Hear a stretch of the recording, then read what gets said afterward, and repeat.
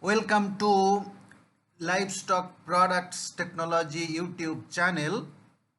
Today I am here with an interesting topic, entrepreneurship opportunities in dairy processing. Here this lecture is specifically to project the potential for entrepreneurship, especially for startups and for small scale entrepreneurship.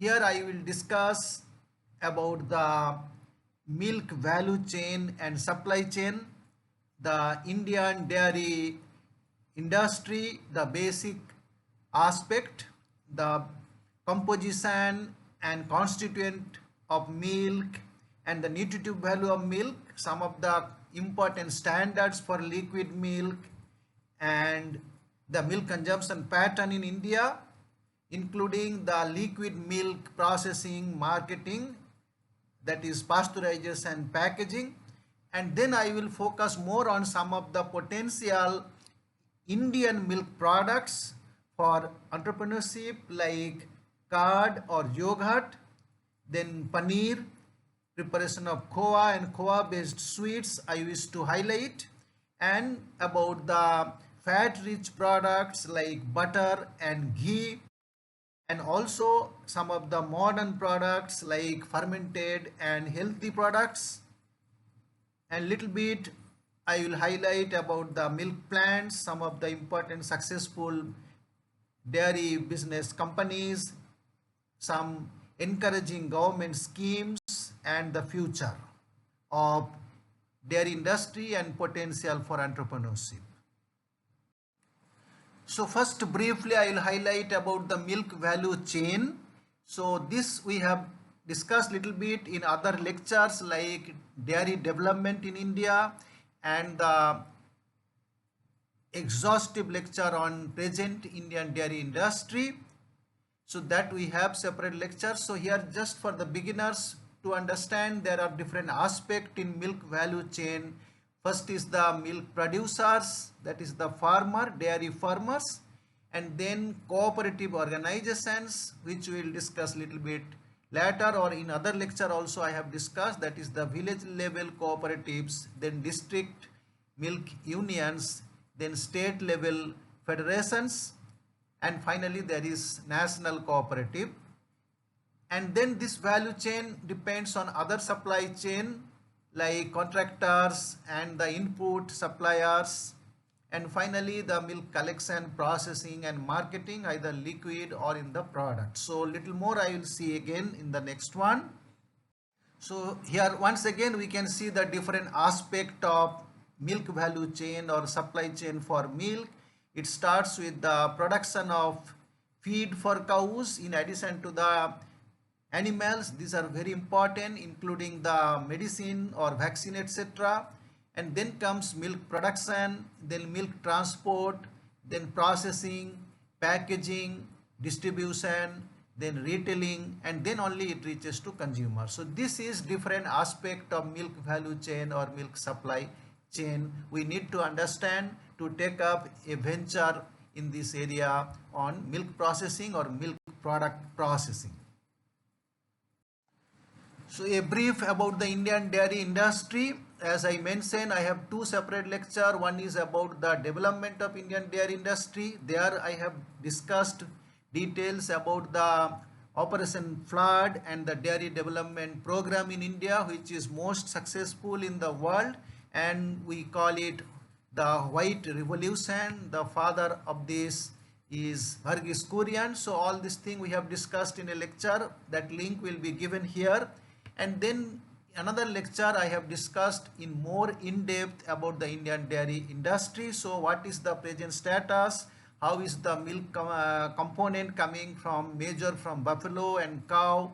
Then the processing, like major part as liquid milk, and then important milk product is ghee. And we also discussed about the consumption pattern, liquid milk and products, and potential for export, and what are the other milk products and their potential. So all this thing we have discussed in details in that lecture. So we need to understand the potential area or the kind of products which we will be talking again to the next part of this lecture. Since we are focusing on the entrepreneurship in milk processing and dairy processing, so it is important to understand the basic background, that is about the constituents, composition and nutritive value.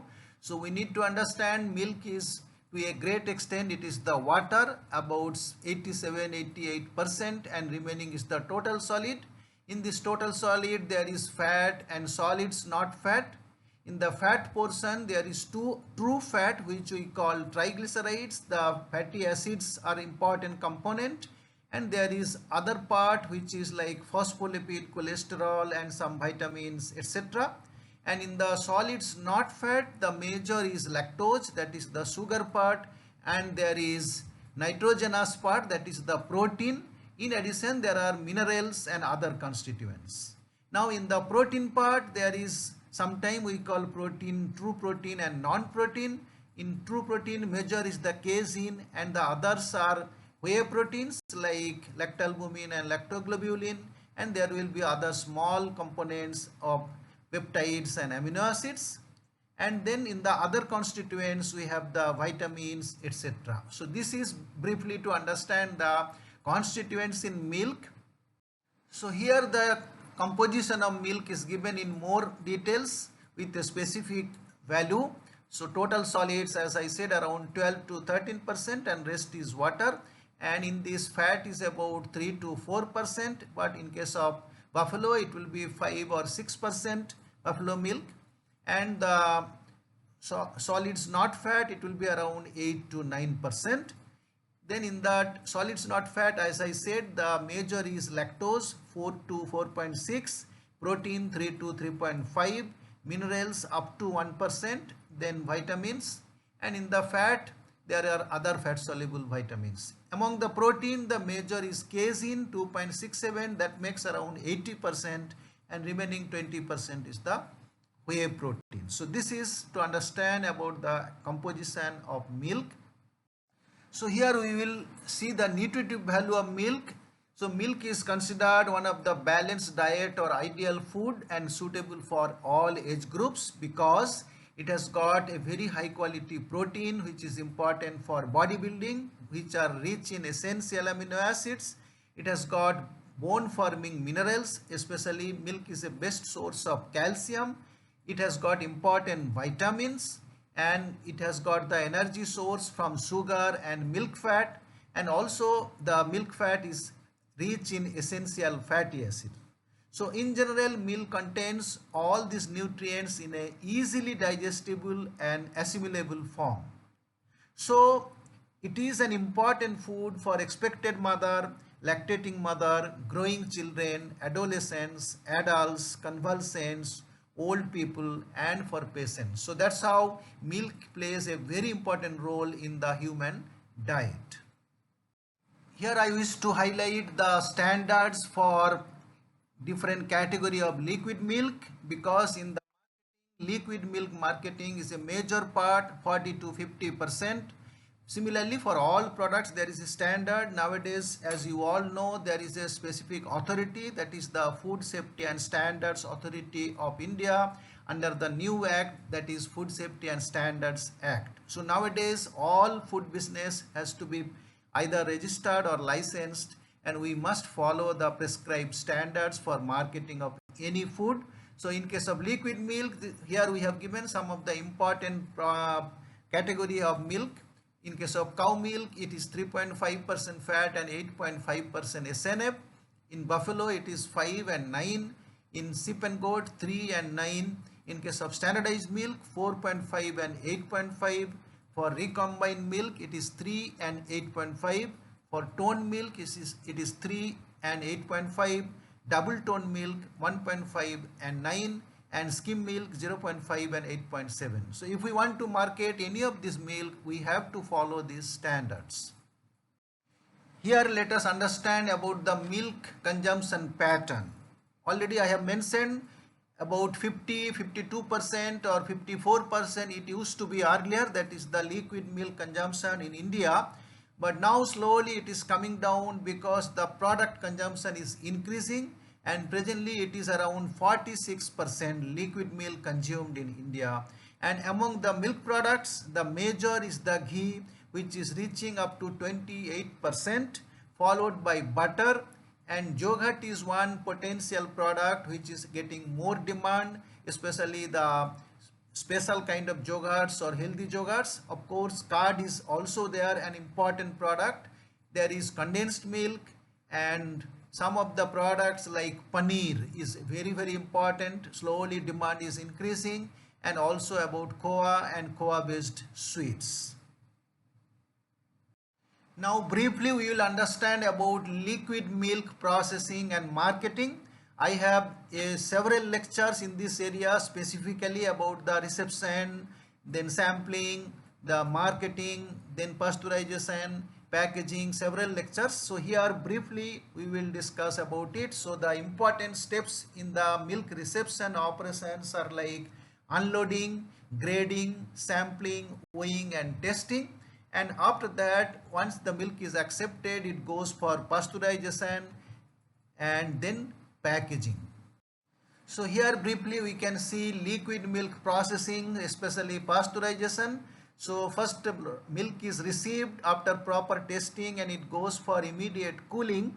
Then later it is directed for pasteurization. So there it get heated with the hot water. Hot water is produced by steam. So there is a specific holding time. After that heat treatment, it is cooled quickly and then it goes to the actual storage tank. Now from there storage tank it goes for packaging for liquid milk processing. Here we can see briefly about the milk pasteurization. So nowadays there are a lot of demand for liquid milk. So we can have a startup or milk entrepreneurship only on liquid milk marketing. There are compact and small milk processing plants are available in India itself with a very low budget, and their capacity ranging from 5,000, 10,000 or 25,000 liter per day.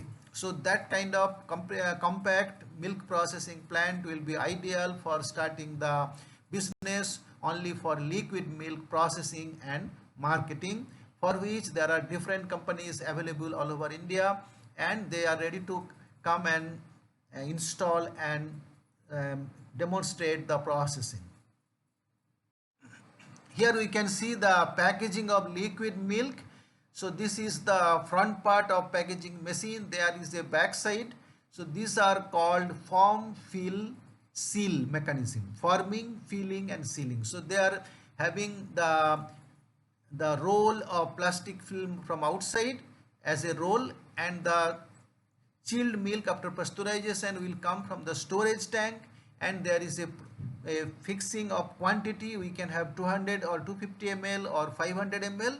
So this setup brings the roll of packaging film from the back side and first makes a vertical seal, and then the milk will be filled automatically and then it get sealing and cutting. So that's how automatically every pouch comes down, and that's how it goes for large scale packaging and then goes for distribution. Now we will talk about the important dairy products which has got very high potential for startup or small scale dairy business. One of the area here is about the curd. So which can be two category. One is sour curd, another is sweetened curd. The sour curd is a traditional product which is done in every home, but that can be done in a better way in a standardized method. So all this we have discussed in separate lectures. You can see, and I will give the link below at the description box. So in case of normal homemade curd, no specific culture is used. It is done in home, but it can be upgraded commercially by using proper methods like pasteurization, proper incubation and time. And sometimes we can add some additional skim milk powder to make it more thick and better look and texture. So that is having a high potential nowadays for marketing, and there are several good companies who are making curd, including Amul, Hudson and many other large dairies, which I am going to explain later. Similarly, there is another category of curd which is called sweetened curd or misti dohi or lal dohi. So this is very famous in the eastern part of India, especially West Bengal, Calcutta, and in Bihar, Patna, etc. So in this case, the milk is boiled for more time and it is added with sugar, and after that it is fermented partially, so it gives a sweet taste and beautiful color, and which is very popular. So this has got a very huge demand in the eastern part of India. Here we can see already available the different kind of curds in the market. Either it is called dahi or curd. It is available in cups or in pouch form. And there are also the misti dahi or sweet curd. Sometimes it is available in normal plastic cups, and it is also marketed in earthen pots. So these kind of products are having very high potential. Already they are popular. I am just trying to share these for the new entrepreneurs and for the startups to get wide idea about the scope for different areas in the dairy business and dairy processing. So here we will talk briefly about the yogurt. Yogurt is a special kind of curd. Little bit it will be sweet, more thick in texture, and it has got special culture, so which has got more health benefits. So specifically Lactobacillus bulgaricus and Streptococcus thermophilus, these two culture is used. They are the thermophilic culture, so the temperature of incubation should be around 43 degrees Celsius. And here the milk is added with some amount of skim milk powder, and then some amount of sugar is added, and then the culture is added. So it needs a controlled fermentation, so it is done in the incubator, specific temperature, and it takes hardly 4 to 5 hours for coagulation and getting the setting. After that we should take it out from the incubator and keep it in the refrigerator. So these details about the making of yogurt we have discussed in separate lecture. Even for the curd also we have separate lectures. Now briefly we will talk about paneer. Paneer is one of the very high demand nowadays in every household, particularly for culinary purpose. So paneer is used for making several type of culinary dishes, or it can be used for snacks like pakoda or enrobed product. So preparation of paneer I have discussed separately in a lecture. So it is milk is heated or pasteurized up to 90 degrees Celsius, and then it is brought down to 75 or 80 degrees Celsius, and then we can add either the old sour buttermilk or whey, or we can use the lemon juice or citric acid with a proper quantity as per the milk, and then there will be coagulation. We can filter it and then we can press it and make the paneer. So it can be upscaled with a little more better facilities available nowadays. So daily it can be processed and marketed. There is very high demand. The further details can be learned from the separate lecture I have in my YouTube. As I said, there is a very high demand in modern culinary preparation from the paneer. Either we can make palak paneer or matar paneer, which is very famous, and we can make nowadays barbecue paneer or the roasted, or even we can make pakoda or kind of bhaji by using the paneer. So these are becoming very famous and very high demand. So hence I feel there is a huge potential for marketing paneer. So another important product is khova. So I am specially highlighting the Indian origin milk products or indigenous milk products, which has got high potential. Actually we can make them in a large scale and there is scope for export also. So khova is a base material for making different kind of sweets. Basically we can boil the milk and evaporate and get the solid part, all the total solid, which is called khova. Nowadays there are special machines available which is heated with steam, and it can automatically stir and do the scraping, and the process is made faster.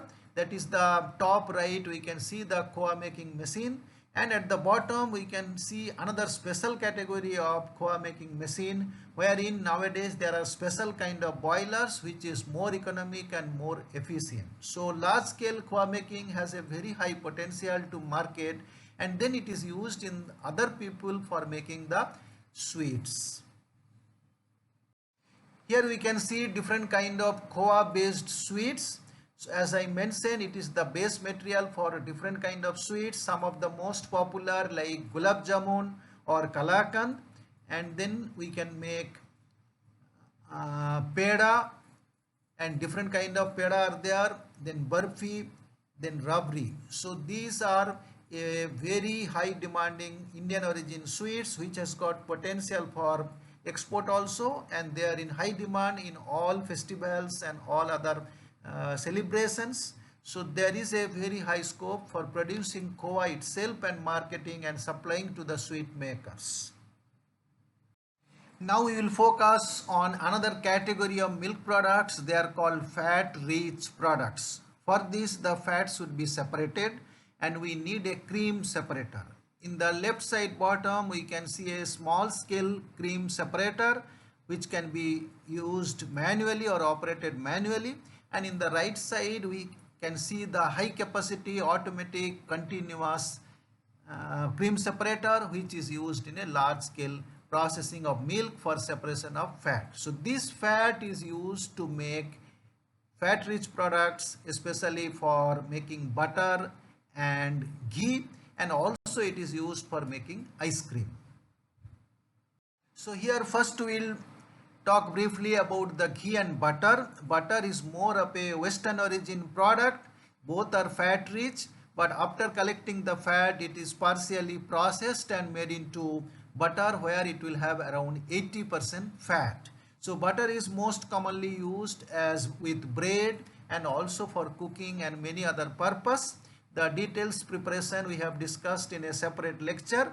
And the ghee is more of Indian origin, which we call clarified butter or clarified milk fat. So ghee is used for all purpose in India, either for cooking or for different kind of application in the food, and it is of very high demand, especially in North India. So overall around 40 to 45% of milk products is actually ghee which is consumed in India. In the preparation of ghee nowadays, there are very good technologies available. We can do it in batch method by boiling the butter, or there is from cream also we can do creamery butter or directly boiling the butter, and there is continuous ghee making facilities are also available. Whereas in case of butter, there is a process for little bit we can go for ripening with culture for better flavor, and then it is separated by churning process. In the bottom right we can see the machine that is called butter churner. So all these details we have discussed in other lecture. I am just trying to highlight. So ghee has a very high potential for business and entrepreneurship. So as I mentioned, there are several methods for making ghee. One is the desi or indigenous method, then creamery butter method, first cream, then butter, then ghee, then pre-stratification method. There is a direct cream method. Direct cream we can boil and make the ghee, and there is a continuous method. So all these details we have discussed in the preparation of ghee. So here briefly I want to highlight about the packaging, because packaging plays a very important role for safety of the product, for convenience, for transport, and also for marketing. So it gives a lot of consumer education, consumer message, and attracting the consumer and helps in marketing. So some of the products can be done in the plastic pouches. Sometimes it is done like hard plastic boxes or bottles, or sometimes we can have the smaller bottle, larger bottle, and can is also used. Even Tetra pack or carton pack also available for different products, especially ghee and butter. So this gives a very attractive and convenient and better marketing for different dairy products. So here briefly we will talk about the machineries and dairy plant. So dairy plant, some of the important requirements and machineries separately we have discussed in a lecture. So some of the important is like temporary storage tank and regular storage after pasteurization. We need to have milk reception facility. We need to have the pasteurization facility, cream separation facility, and we need some of the processing setup like butter churner or the kettles. So nowadays there is double jacketed kettle where the khoa is made, or in the same setup we can make the ghee. There is for boiling and coagulation chamber for making the paneer, and also we need the cold storage, we need the hot water supply, so we need the boiler, and also we need the compressor, condenser, etc. for cold storage. So these are some of the requirements. Nowadays the all together compact facilities for dairy plant is available in a large number of supplier with a very comprehensive package with a lower rate. There are several companies in India available in the internet, and they are in a different capacity starting from 20 liter, 30 liter, I mean 20,000, 30,000 or 50,000 capacity. Here we can see some of the very famous brand and large dairy processing companies. Some are under the government and some are private, like the Amul, the Mother Dairy, the Gokul, Vijay Dairy, Milkfed, KCMMF. These are all different state government milk federation, and there are private companies famous like Avin, Heritage Foods, Britannia, Hudson. These are all private label. They are very famous, so they are successfully processing either milk or milk products or both, and there is a huge potential in this area, especially the Indian origin products or indigenous dairy products has got very high potential for export. Now the India has got surplus milk. We are the largest producer of milk, but still we are not able to encash the foreign market. So if we want to have real business startup, we need to focus on specific products, either yogurt alone or ghee alone, or different kind of other fermented products with special culture and health benefits. So those are the area we can focus for export. Here we can see the modern supermarket with different kind of milk and milk products, especially Tetra Pak milk, condensed milk, or in the plastic bottle, and different other products like ghee or butter. So nowadays it is one of the very important sector for milk and milk products with very high potential. So here I just listed some of the important scheme from the government, that is the dairy development schemes. One is mega food park scheme, then support to dairy cooperatives, which is already going since few years. There is national mission on food processing. Then there is Pradhan Mantri Kisan Sampad Yojana, PMKSY in the running. There is Dairy Processing and Infrastructure Development Fund, DIFD. There is Production Linked Incentive Scheme for Food Processing. And presently one of the very large scheme is Prime Minister's Formalization of Micro Food Processing Enterprises, or PMFME. So this I am going to talk more detail. So all this scheme is supporting the promotion of dairy development or dairy processing and upgradation of the existing companies or processors or entrepreneurs, and to promote them to export level. So here I want to highlight the running scheme, that is PMFME, Prime Minister's Formalization of Micro Food Processing Enterprises. This has got a plan outlay of 10,000 crore, and it aims to develop 2 lakh food processing entrepreneurs. So these are the small scale entrepreneurs. Government want to upgrade them to a proper scale, and there is a loan subsidy up to 10 lakhs. There is a scheme, and there is a 30% subsidy, 25, 30, or depending on the state or UT. And this is a 5-year scheme which is going to be over shortly. So in this scheme, a major sector area supported is the milk processing. So now we are almost at the end. So there is a long future for dairy industry and dairy development. Here is a projection for about 330 million ton by another 10 years. So in 2024, our milk production is around 230 or 240 million ton, and it is going to increase by 100 million ton by another 10 years. So there is a lot of emphasis and focus on this industry, dairy development and dairy processing. So there is a lot of potential, as we have discussed about the liquid milk marketing and the milk product processing, especially milk products of Indian origin. If we upgrade properly, there is a huge scope for export. So altogether, this is a potential area for startup and entrepreneurship development. I have tried to highlight different aspects like yogurt, the ghee, the different kind of other fermented or health products, that is we call functional dairy products. There is huge potential in addition to paneer and koa based sweets, and so many other new products now coming up.